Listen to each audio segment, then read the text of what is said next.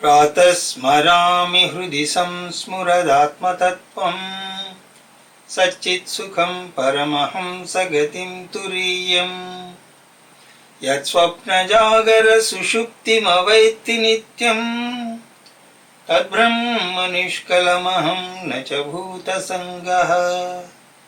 सदाशिवसमारम्भां व्यासशङ्करमध्यमाम् अस्मदाचार्यपर्यन्तां वन्दे गुरुपरम्परां।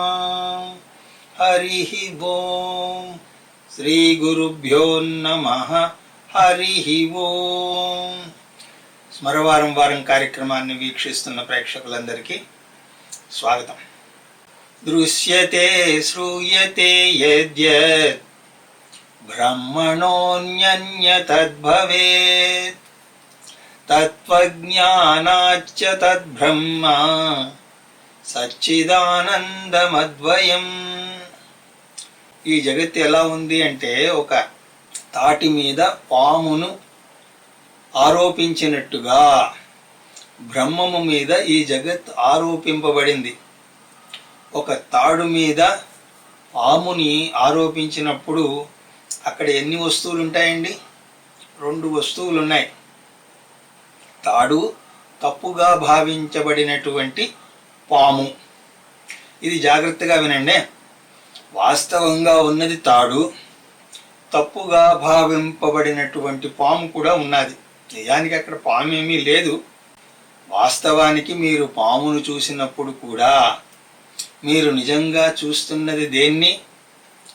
మీరు ఎంత భయపడుతూ పాము అనుకుని చూస్తున్నా సరే మీరు చూస్తున్నది అధిష్టానమైనటువంటి తాడునే.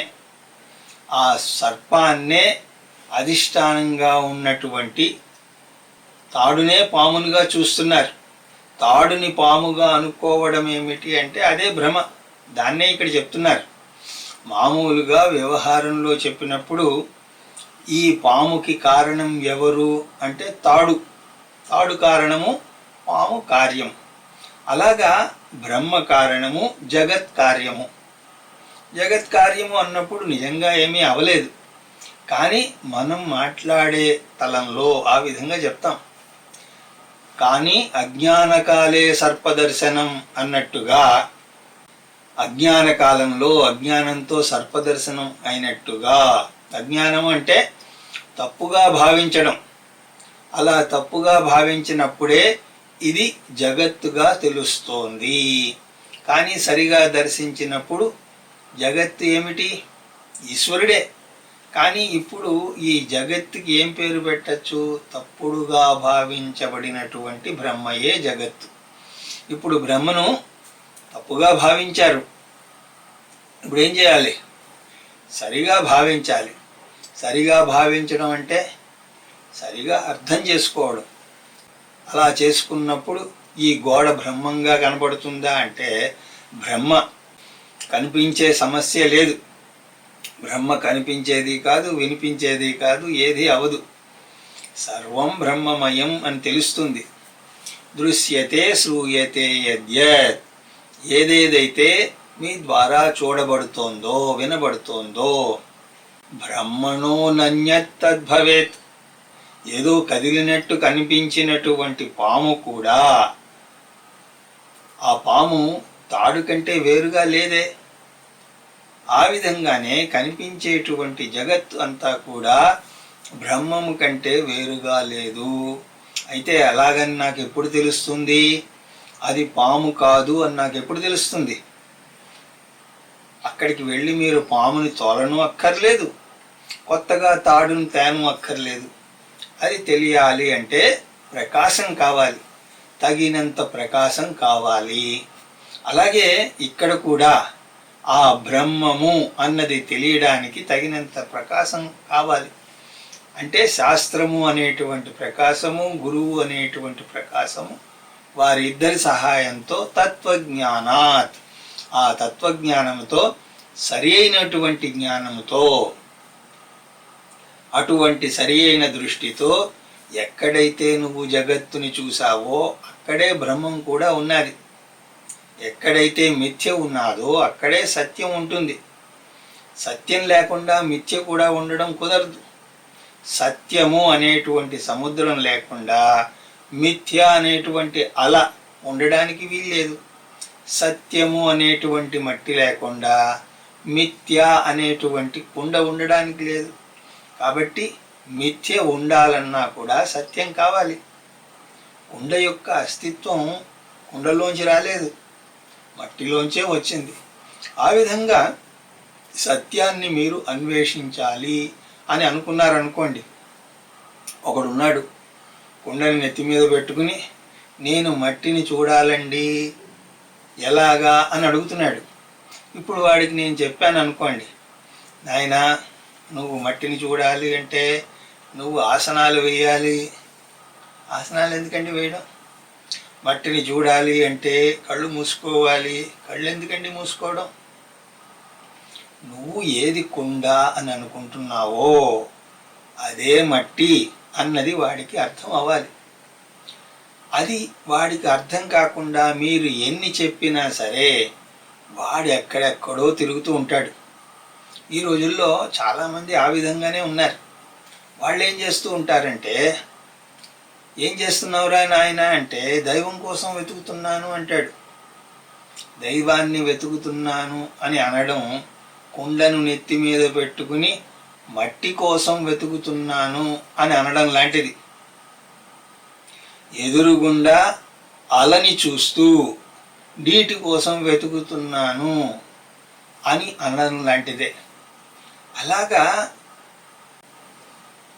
అలగా ఉండి కూడా అల నీరే, కొండగా ఉండి కూడా కొండ మట్టే. అలాగా జగత్తుగా ఉన్నా సరే అది బ్రహ్మమే. దానికి సరి అయినటువంటి జ్ఞానం కావాలి.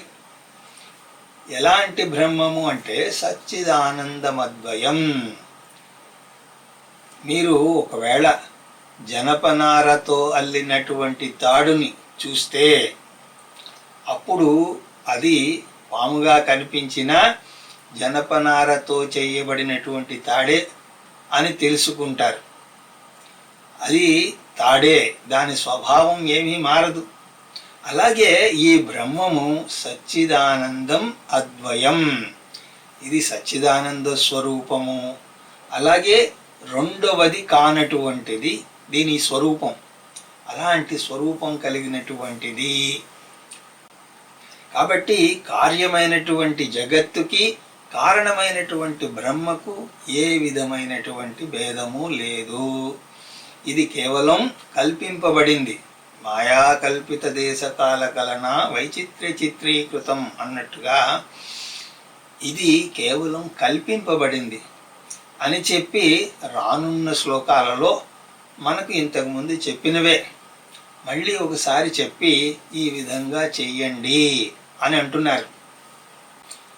సర్వగం సచ్చిదాత్మానం జ్ఞానచక్షుర్నిరీక్షతే అజ్ఞానచక్షుర్నేక్షేత భాస్వంతం భానుమందవత్. జ్ఞానచక్షుర్నిరీక్షతే. జ్ఞానచక్షువు అని ఎవరినంటారు అంటే ఎవరికైతే జ్ఞానం ఉన్నాదో వాడిని జ్ఞానచక్షువు అని అంటారు. ఇంతకుముందు శ్లోకాల్లో చెప్పినట్టుగా సరి అయిన జ్ఞానం, సరి అయిన దృష్టి ఎవరికి ఉన్నదో వాడు జ్ఞానచక్షువు. అలాంటి వాడు ఏం చేస్తాడు అంటే ఆత్మను నిరీక్షతే. ఎక్కడ చూసినా ఆత్మనే తెలుసుకుంటూ ఉంటాడు. ఇప్పుడు ఈ గోడ ఉన్నది, ఆ గోడని ఇప్పుడు మీరు ఎవరైనా ఫిజిక్స్ సైంటిస్ట్ని పిలవండి, ఇది గోడేనా అని అడగండి, నీకు అలాగే కనిపిస్తుంది కానీ ఇది ఆటమ్స్ ఇన్ మోషన్ అని అంటాడు. వాస్తవానికి ఏదో గోడ ఏదో దృఢంగా ఉంది అని అంటే ఆ దృఢత్వాన్ని దానికి కల్పింపబడింది. వాస్తవానికి అదంతా కూడా కదులుతూనే ఉన్నది. దీని యొక్క వాస్తవ స్వరూపం ఏమిటి అంటే ఆటమ్స్ ఇన్ మోషన్ అని అంటాడు. ఆ సైంటిస్ట్ ఎలాగన్నాడో అదే విధంగా ఒక ఆత్మజ్ఞాని ఏమంటాడు అంటే ఈ జగత్ అంతా కూడా ఈ విధంగా కనిపిస్తోంది కానీ వాస్తవానికి ఇదంతా బ్రహ్మమే. ఫిజికల్ ఐకి ఇది గోడగా కనిపిస్తోంది, కానీ ఫిజిక్స్ ఐకి ఆటమ్స్ ఇన్ మోషన్గా కనిపిస్తోంది. చర్మచక్షువులకి ఇది జగత్తుగా కనిపిస్తోంది, కానీ జ్ఞానచక్షువుకి బ్రహ్మముగా కనిపిస్తుంది. ఆ సైంటిస్ట్ కూడా ఇది గోడ కాదు, ఆటమ్స్ ఇన్ మోషన్ అని చెప్పినా సరే ఆ గోడలోంచి ఏమీ దూరి వెళ్ళిపోయే ప్రయత్నం చేయడండి. ఆ తర్వాత పక్కన ఏదో తలుపు ఉంటుంది, ఆ తలుపులోంచే వెళతాడు. ఆ విధంగానే బ్రహ్మజ్ఞాని కూడా వ్యవహార తలంలో ఏ హడావిడి పడడు. వ్యవహారంలో వస్తువులతో ఎలా వ్యవహరించాలో అలాగే వ్యవహరిస్తూ ఉంటాడు, అలాగే మసులుతూ ఉంటాడు. కానీ ఇదంతా బ్రహ్మమే అని తెలుసుకుంటాడు. ఇలాంటి బ్రహ్మం అంటే సర్వగం సచ్చిదానందం, అంతటా ఉన్నటువంటి సత్ చిత్ స్వరూపమైనటువంటి బ్రహ్మము అని తెలుసుకుంటాడు. కానీ ఇంకొకడు ఆ విధంగా తెలుసుకోలేడు. ఎవరు అంటే అజ్ఞాన చక్షువు, సరి అయినటువంటి జ్ఞానము లేనటువంటి వాడు.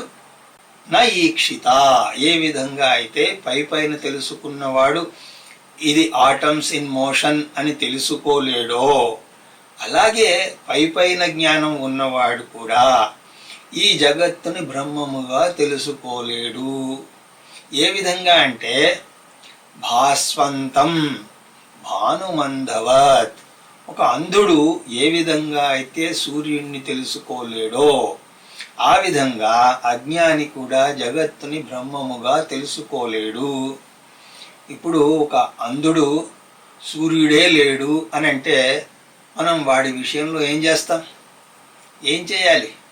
జాలి పడాలంతే, అంతకన్నా ఏం చేయలేం. వాడికి రెండు అవకాశాలు: ఆపరేషన్ చేయించడం, లేదా వచ్చే జన్మలోనైనా వీడికి కళ్ళు బాగుండేటట్టు ప్రార్థించడం. అలాగే ఒక అజ్ఞాని విషయంలో కూడా రెండే: అజ్ఞానతిమిరాంధస్య జ్ఞానాంజన శలాకయ చక్షుర్ ఉన్మీలితం ఏన తస్మై శ్రీ గురువే నమః అంటూ గురువు దగ్గరికి తీసుకెళ్ళాలి. అలా తీసుకువెళ్ళి వాడికి ఆపరేషన్ అయినా చేయించాలి. ఆ ఆపరేషన్ చేసినా లాభం లేదు అని అనుకున్నప్పుడు మనం రోజు మన ప్రార్థనలో వాడి గురించి కూడా, వాడి వచ్చే జన్మ బాగుండాలి అని ప్రార్థించడమే తప్ప మనం ఏమీ చేయలేం. ఇప్పుడు అంధుడు సూర్యుడిని ఎందుకు చూడలేడు అంటే వాడికి సరి అయినటువంటి ప్రమాణం, కన్ను అనేటువంటి ప్రమాణం లేదు. వాడు నేను సూర్యుడిని పట్టుకుని చూస్తాను అంటే కుదరదు. పోనీ వాసన చూస్తాను అంటే అది కుదరదు. వేడిగా ఉంటాడు అంటే స్పర్శతో తెలుసుకుంటాను అంటే అది అగ్ని అయి ఉండవచ్చు, సూర్యుడు కాదు కదా. కాబట్టి ఒక ప్రమాణం, కన్ను అనే ప్రమాణం లేకపోవడం చేత వాడికి ఉన్నటువంటి జ్ఞానం అంతా కూడా ఏదో పైన జ్ఞానం అయిపోయింది.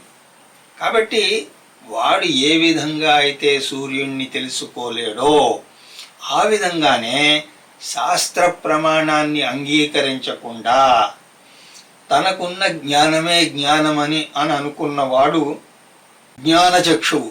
అలాంటి అజ్ఞాన చక్షువులకు ఇది తెలియబడేది కాదు.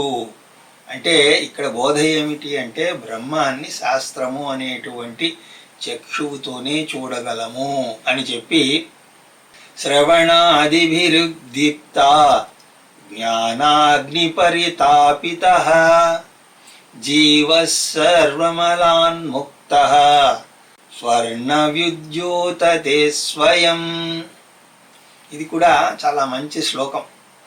వీలు కుదిరినప్పుడల్లా కూడా మననం చేసుకోవలసినటువంటి శ్లోకం. బంగారం మనకు భూమిలోంచి, గనుల్లోంచి దాన్ని తీసినప్పుడు అదేమీ కూడా దగదగా మెరుస్తూ ఉండదు, ఖనిజం అన్నట్టుగా ఉంటుంది కదా, ఓర్ అని అంటాం.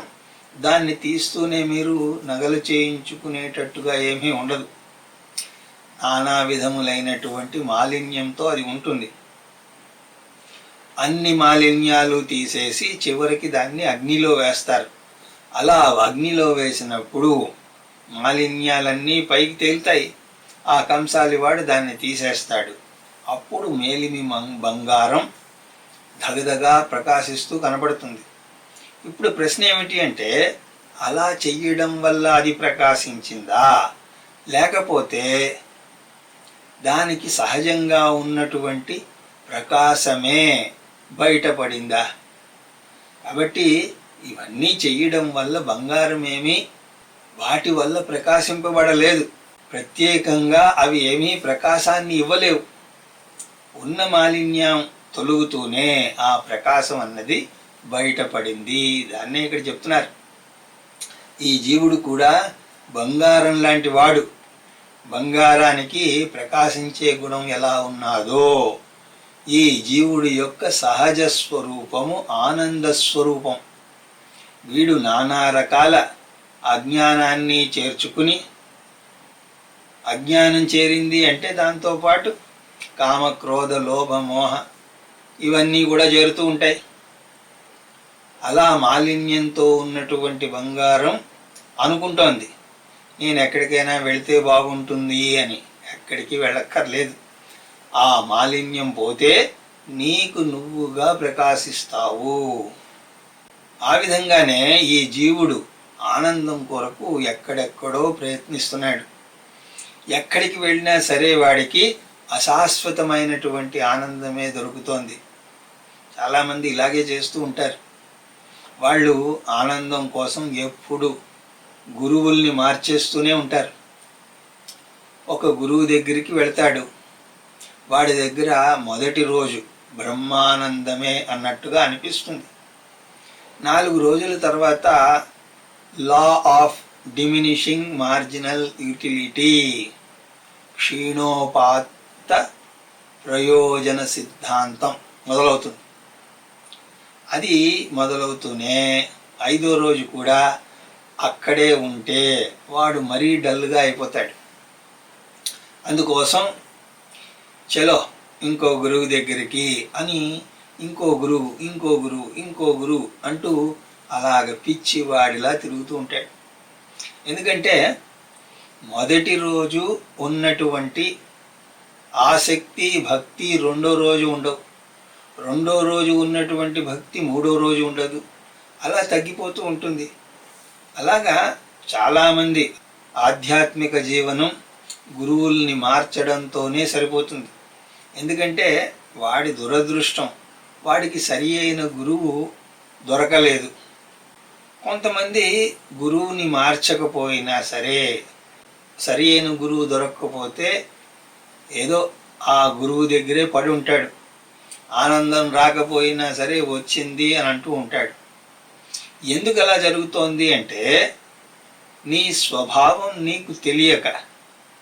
ఇంతకీ ఎవరు సరి అయిన గురువు అంటే, ఎవరు నిన్ను నీ స్వభావానికి దగ్గరగా చేరుస్తాడో, నీ స్వరూపం గురించి నీకు చెప్తాడో అతనే గురువు.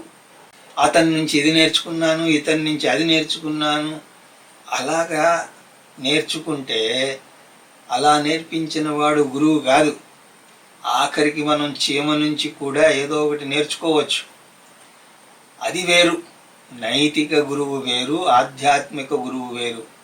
అసలైన గురువు ఎవరు అంటే, జ్ఞానాగ్నిలో నిన్ను కాల్చేవాడు. బంగారాన్ని ఏ విధంగా అయితే కాల్చిన తర్వాత తనంత తానుగా ప్రకాశిస్తుందో, అలాగా జ్ఞానాగ్నిలో నిన్ను కాల్చిన తర్వాత నీ స్వరూపం నీకు తెలియజేస్తాడు. ఎవరైతే అలా తయారు చేస్తాడో అతనే గురువు. శ్రవణాదిభి రుద్దీప్త, శ్రవణము మననము నిధిధ్యాసలు అనేటువంటి సాధనలతో జ్ఞానాగ్ని పరితాపిత, జ్ఞానాగ్నిలో తపింపబడి జీవ సర్వమలాన్ముక్త, ఈ జీవుడు సర్వమలముల నుంచి ముక్తుడవుతున్నాడు. అలా ముక్తుడై స్వర్ణవద్యోతతే స్వయం, తనకు తానుగా బంగారంలాగా ప్రకాశిస్తాడు. అంటే వాడు తనను తాను ఆనంద స్వరూపుడిగా తెలుసుకుంటాడు. ఆ తర్వాత కూడా అరే ఆనందం కోసం సినిమాకి వెళదాం రా అంటే సినిమాకి వెళదాం, కానీ ఆనందం కోసం కాదు. అలాగ ఆనందం కోసం ఎవరి మీద ఆధారపడ్డు. కాబట్టి ఇక్కడ శ్రవణము, మననము, నిధిధ్యాసనము ఇవి ఎంత గొప్ప సాధనలో గ్రహించండి. కాబట్టి ఏదో ఒకసారి వినగానే పని అయిపోయింది అని అనుకోకండి. మాటి మాటికి శ్రవణం చేయాలి. శ్రవణం వల్ల అజ్ఞాన నాశనం అవుతుంది. ఆ తర్వాత మననం వల్ల సంశయ నాశనం అవుతుంది. ఆ తర్వాత నిధిధ్యాస వల్ల విపర్యయ నాశనం అవుతుంది. విపర్యయము అంటే విపరీత భావన నాశనం అవుతుంది. కాబట్టి వీటిని సతతము చేస్తూ ఉండాలి అని చెప్పారు. తర్వాత 67వ శ్లోకం. హృదాకాశోదితో హ్యాత్మా బోధమానుస్తమోపహృత్ సర్వవ్యాపీ సర్వధారీ భాతి భాసయతేఖిలం. సర్వవ్యాపి అంటే సర్పంలో ఇప్పుడు తాడు ఎక్కడి దాకా వ్యాపించి ఉన్నది అంటే మొత్తం వ్యాపించి ఉన్నది. సర్వధారి అంటే అన్నింటికి సపోర్ట్ చేసేది. అక్కడ పాముని సపోర్ట్ ఎవరు చేస్తున్నారు? లేని పామే, కానీ ఎవరు సపోర్ట్ చేస్తున్నారు? తాడు. అలాగా భాతి భాసయతేఖిలం, ఈ మాయా ప్రపంచాన్నంతటినీ కూడా భాసింపజేస్తోంది. తాడు తనకంటూ ఒక అస్తిత్వం ఉండి పాముకి తన అస్తిత్వాన్ని ఇచ్చింది. అలాగా బ్రహ్మ స్వయం ప్రకాశకుడు అవడం చేత జగత్తుని కూడా ప్రకాశింపజేస్తున్నాడు. ఈ జ్ఞానం ఏదైతే ఉందో, ఈ చైతన్యాన్ని ఎవడైతే హృదయంలో ప్రతిబింబించుకుంటున్నాడో దానికి శుద్ధ చైతన్యము, శుద్ధ జ్ఞానము అని పేరు. శుద్ధ జ్ఞానం వల్ల మీకు మోక్షం రాదు. శుద్ధ చైతన్యం వల్ల మోక్షం రాదు. దీనికి మొదటి శ్లోకానికి చెప్పినటువంటి అర్థం మీకు గుర్తుకు రావాలి. ఆత్మజ్ఞానం వల్ల మోక్షం వస్తుంది. దానికి జ్ఞానం కావాలి. చైతన్యం అన్నది అంతటా ఉన్నది, దానివల్ల విముక్తి లేదు. అదే కనుక విముక్తి ఇచ్చి ఉంటే ఈ పాటికి మనమందరం కూడా విముక్తులం అయిపోయి ఉండాలి. దానివల్ల ముక్తి లేదు. నాకు జ్ఞానం కూడా కావాలి. అయితే దేనిని జ్ఞానము అని అంటాము అంటే, సర్వగతమైనటువంటి చైతన్యము ఒక ఆలోచనలో, ఆలోచన అన్నప్పుడు మానసిక వృత్తి, ఒక ఆలోచనలో ప్రతిబింబిస్తే ఆ ఆలోచనను జ్ఞానము అని అంటాం. ఒక జేబురుమాలు ఉన్నది, దాని గురించి మీకు అసలు ఏమీ తెలియదు. అప్పుడు నేను చెప్పాను, ఏమండి ఇది పత్తితో చేయబడింది, దీన్ని జేబురుమాలు అని అంటారు, దీనితో మొహం తుడుచుకోవచ్చు, చేతులు తుడుచుకోవచ్చు, దీన్ని ఈ విధంగా వాడతాము అని చెప్పాను అని అనుకోండి. అప్పుడు మీ మనసులోకి ఏం వెళుతున్నాయి? ఈ ఆలోచనలన్నీ వెళుతున్నాయి.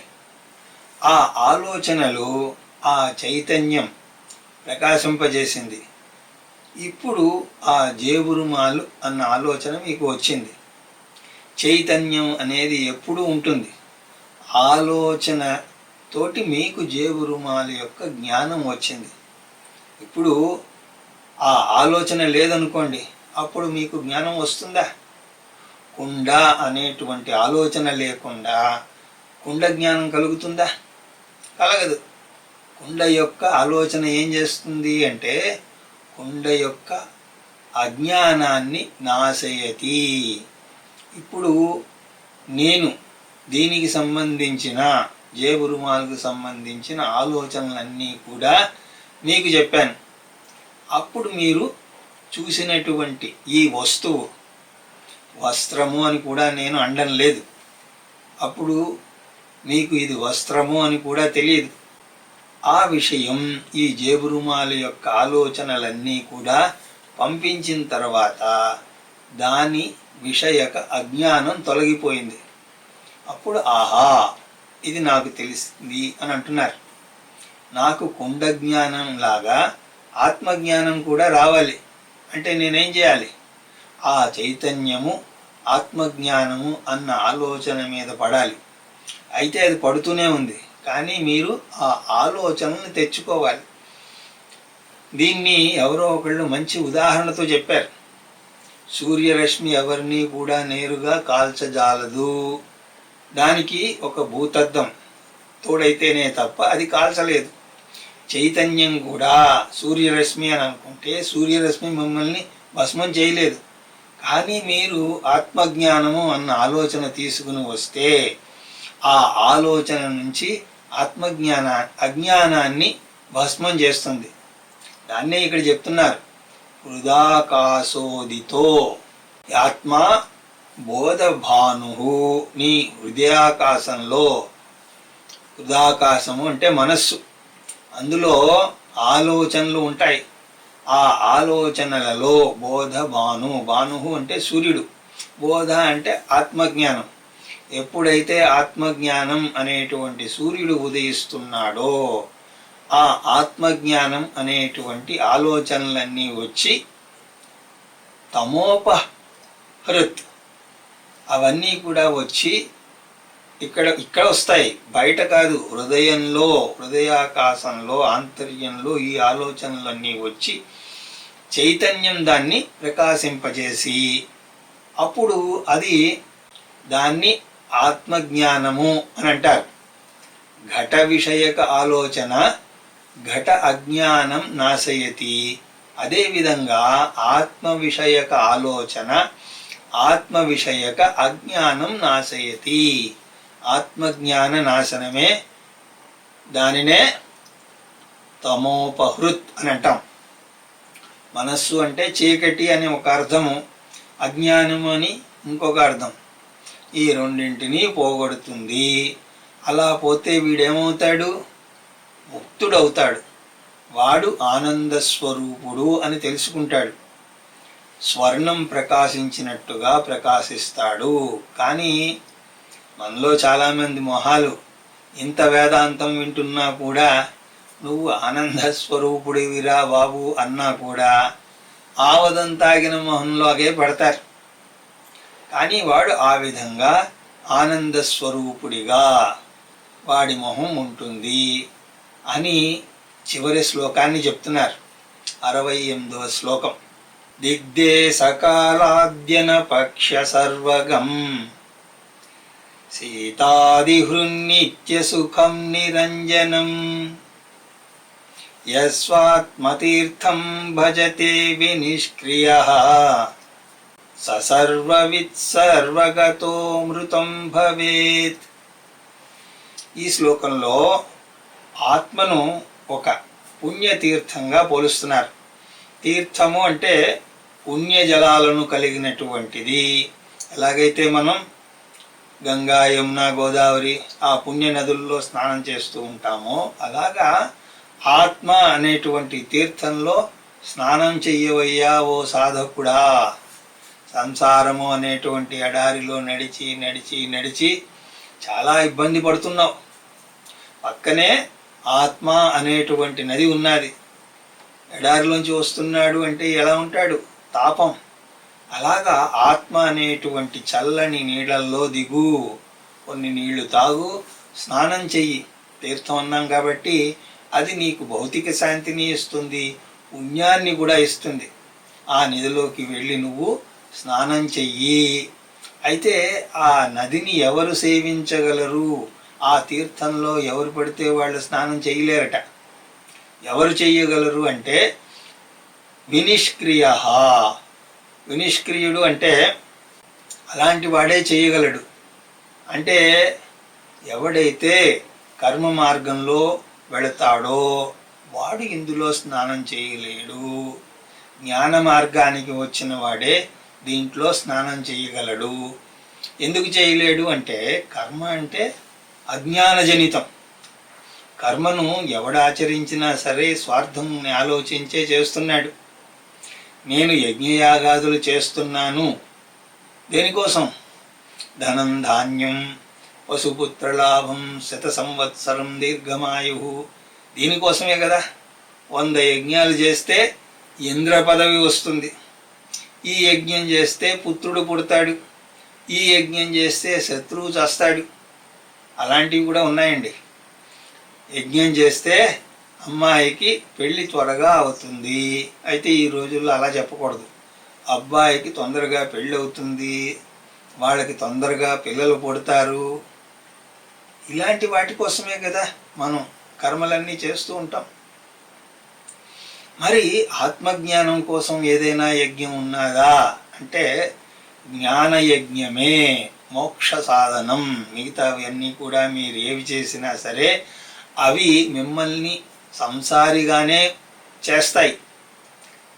ఈ మార్గం తప్పితే, కేవలం జ్ఞాన మార్గం తప్పితే మిగతా ఏ మార్గం అయినా సరే సంసారంలోనే అవి పడేస్తాయి. అందుకోసమే ఏమన్నారు, నా కర్మణ నా ప్రజయ. మరి నేను కర్మల్ని చేయకూడదా అంటే చిత్తశుద్ధి కోసం చేయాలి. అందుకోసమే కామ్యే మతిశ్చర్యతాం అని అంటారు సాధనా పంచకంలో. నువ్వు కర్మను చేస్తూ ఉండు, కానీ కామ్యమతిని వదిలేయి అని అంటారు. మీరేదో కర్మ చేస్తూ ఉంటే ఆ పూజారి అడుగుతాడు, ఏం కావాలండి అని అడిగితే ఈ రోజుల్లో ఆయనే చెప్పేస్తున్నాడులేండి, అందరూ అదే అడుగుతున్నారు. అందుకోసం ఆయనే చదివేస్తాడు.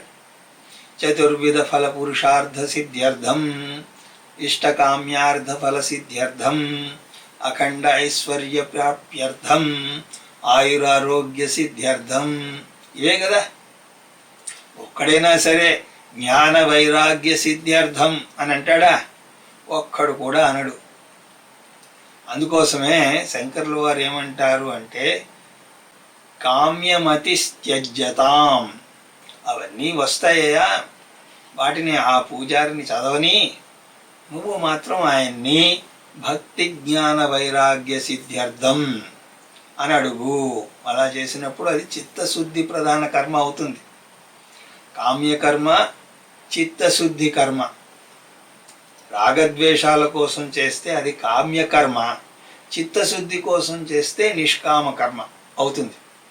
కర్మ మార్గంలో ఇంకో సమస్య ఉన్నది. అదేమిటి అంటే కొన్ని రోజులు అలా కర్మ చేసి చేసి చేసి దానికి అటాచ్ అయిపోతాడు. ఎలాగైతే ఒకడు నస్యం పీల్చేవాడు దాన్ని పీల్చి పీల్చి పీల్చి దానికి దాసుడైపోతాడో, అలాగే వీడు మళ్ళీ దానికి దాసుడై ఏదో కథలు చెప్తూ ఉంటాడు. దానికి కొంత పరిమితి ఉన్నది. గృహస్థాశ్రమంలో ఉన్నంతసేపు ఓకే, కానీ వానప్రస్థ ఆశ్రమానికి వస్తూ అన్నీ కూడా అన్నింటికి దండం పెట్టి వెళ్ళిపోవడమే. కర్మకాండ మంచిదే, నేను మెచ్చుకుంటాను, కానీ దానితోటి అతుక్కుపోకూడదు. అలా అతుక్కుపోయారనుకోండి, ఇక వాడు జ్ఞానం వైపుకి రాడు. ఉపనిషత్తుల తరగతులు నడుస్తున్నాయి రా అంటే అప్పుడే కాదండి, నాకు ఇంకా చిత్తశుద్ధి కావాలి అంటాడు. ఇక ఆ చిత్తశుద్ధి ఎప్పుడు వస్తుందో భగవంతుడికే తెలియాలి. కానీ అలా అలవాటైపోయింది. హ్యాబిట్ అంటే ఇంతకుముందు చెప్పాను, అందులో ఎంతో కొంత మిగిలే ఉంటుంది, పూర్తిగా అయిపోదు. ఈ కర్మను కూడా చాలా జాగ్రత్తగా వాడి దాన్ని వదిలేయాలి. తర్వాత ఎప్పుడైతే నీకు ఉపనిషత్తులు వినాలన్న ఆసక్తి పుడితే, జ్ఞానం వైపుకి మనస్సు మళ్ళితే, నాలో జ్ఞానం ఆసక్తి పెరిగిందో లేదో ఎలాగా అన్నది తెలుసుకోవడం అంటే, నీకు వేదాంతం డ్రైగా అనిపిస్తే ఇంకా మీకు ఆసక్తి పుట్టలేదు అని అర్థం. వేదాంతం వింటూ ఉంటే అబ్బా డ్రైగా ఉందండి, ఆ భాగవతమే బాగుంది అని అనిపిస్తే మీకు ఇంకా అర్హత రాలేదు అని అర్థం. వేదాంతం వింటూ ఉంటే ఆహా ఎంత బాగుంది, కావాలంటే దీనికోసం కొన్ని ముఖ్యమైనటువంటి పనుల్ని కూడా వదులుకుంటాను, ఆ వేదాంతాన్నే శ్రవణం చేస్తాను అని అనిపించినాడు. ఆ స్థితి వచ్చినప్పుడు శంకర్ల వారైతే ఏమంటారు అంటే ఇక నేరుగా నువ్వు సన్యాసం తీసుకో అంటారు.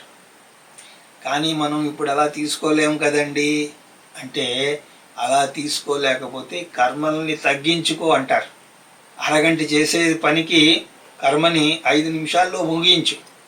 మిగతా 25 నిమిషాలు ఏం చేయాలి అంటే టీవీలో కలవారి కోడలు సీరియల్ చూడండి అని కాదు, ఆ 25 నిమిషాలు వేదాంత శ్రవణానికి కేటాయించాలి. అంతకుముందు పూజ మీరు 2 గంటల సేపు చేశారు. ఇప్పుడు మీరు గృహస్థులు కదా, కాబట్టి కర్మకాండను పూర్తిగా త్యజించలేరు. అలా త్యజించే హక్కు మీకు లేదు. కాబట్టి కర్మకాండను త్యజించాలన్నా కూడా ఆఫీసులో రిజిగ్నేషన్ చేసినట్టు దానికి కూడా ఒక పద్ధతి ఉంటుంది కదా. దేవతలందరికీ చెప్పాలి, దేవతలారా, ఈ కర్మ వ్యవహారం నుంచి నేను నిష్క్రమిస్తున్నాను, దానికి మీరందరే సాక్షులుగా ఉండండి అని చెప్పి నిష్క్రమించాలి. అలాంటి పద్ధతి ఉంది, కానీ మనం అలా చేయలేదు కదా. కాబట్టి 2 గంటలు చేసేటువంటి పూజని 10 నిమిషాల్లో ముగించండి. ఆ సమయాన్ని శ్రవణ మనన నిధిధ్యాసలకు వినియోగించాలి. ఇలా చేయడం వల్ల దీనికి పుణ్యము వస్తుంది, జ్ఞానం కూడా వస్తుంది. ఆ కర్మకాండలో కేవలం పుణ్యమే, చిత్తశుద్ధి మాత్రమే వస్తుంది. దాన్నే ఇక్కడ చెప్తున్నారు, వినిష్క్రియా. ఆ విధంగా ఎవడు వినిష్క్రియుడో వాడు దీనిలో ప్రవేశించగలడు, మిగతా వారు ఆత్మనదిలో ప్రవేశించలేరు. అలాంటి వాడు ఈ ఆత్మ తీర్థాన్ని సేవిస్తాడు. అలాగ సేవించడం వల్ల అతనికి ఏమవుతుంది అంటే అతను సర్వవిద్ భవతి. అతను సర్వవిధుడు అంటే సర్వజ్ఞుడు అవుతాడు. సర్వజ్ఞుడు అనడానికి ఇంతకుముందు చాలా వివరంగా చెప్పాను. సర్వజ్ఞుడు అని ఎవరిని అనాలి? ఎవరు అంటే ఎవరికైతే జీవ జగత్ ఈశ్వరుల పట్ల సంపూర్ణ జ్ఞానం ఉన్నదో అతను సర్వజ్ఞుడు. అలాగ సర్వజ్ఞుడు అవుతాడు. అలాగే సర్వగతః భవతి, వాడు అంతటా ఉన్నవాడు అవుతాడు. ఎందుకంటే వాడికి నువ్వు దేహము అంటే నేను దేహాన్ని కాను ఆత్మను అని అంటాడు. దేహము అని చెప్పుకోవడానికి సిగ్గుపడతాడు.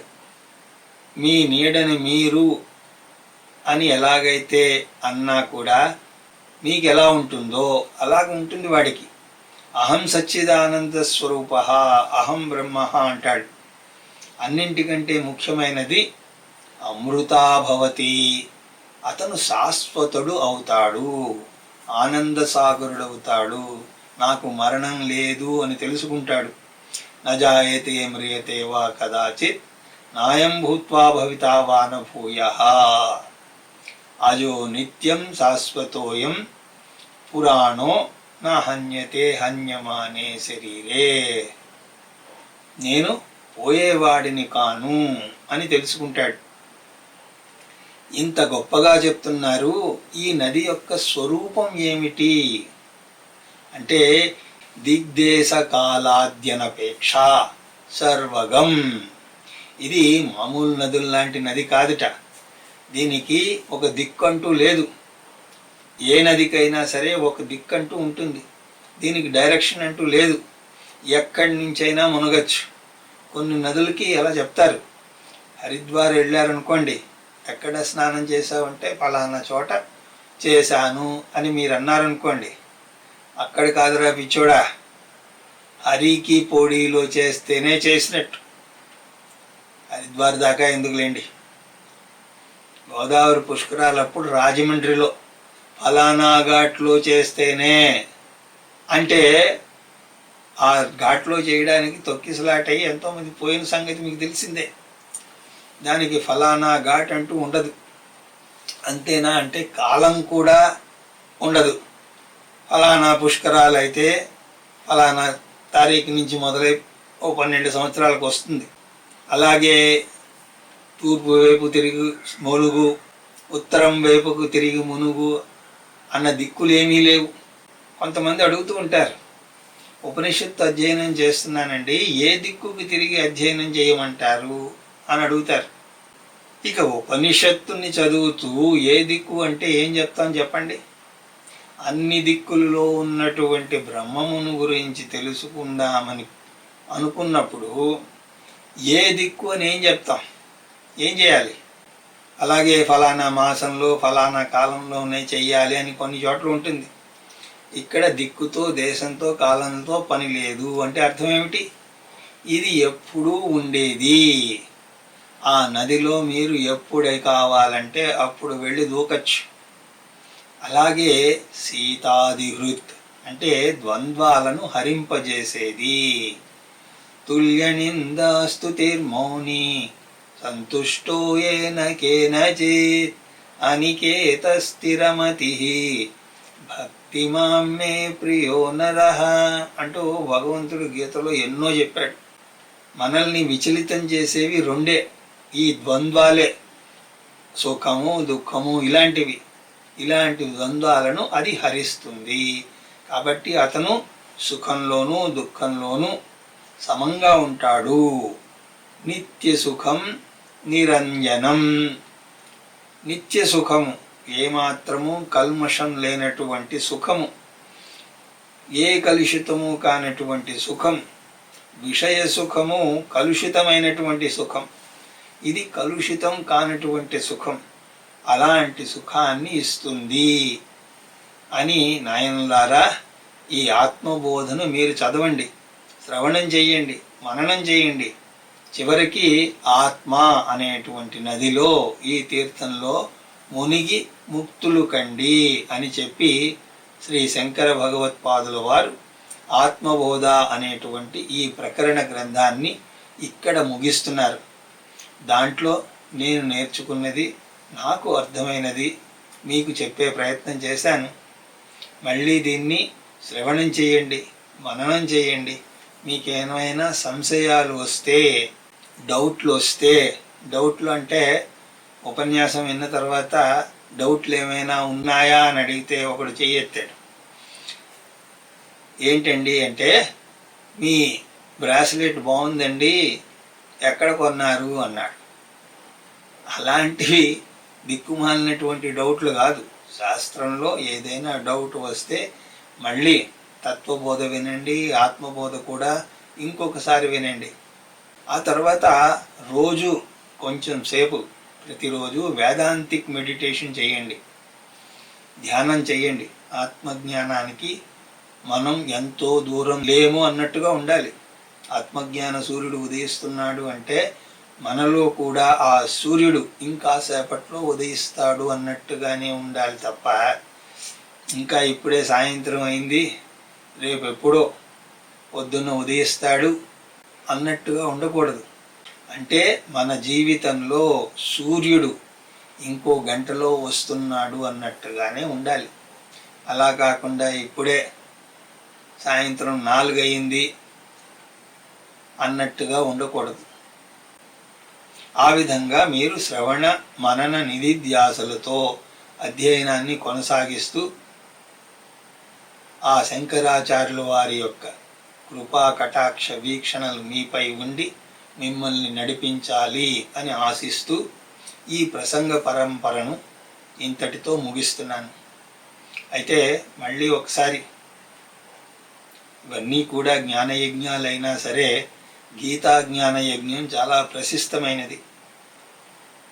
దాన్ని మళ్ళీ ఒకసారి సంపూర్ణ భగవద్గీతా జ్ఞాన యజ్ఞాన్ని జనవరి 31వ తారీఖు నుంచి మొదలు పెడదాం అని సంకల్పం చేస్తున్నాను.